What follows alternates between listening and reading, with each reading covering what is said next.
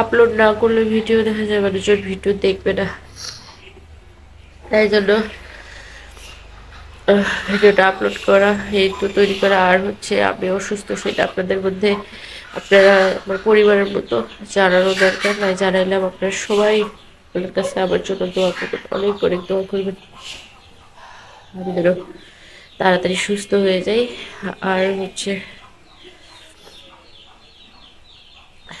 তাড়াতাড়ি যেন সুস্থ হয়ে যাই। আর এই যে মেয়েটা দেখেন,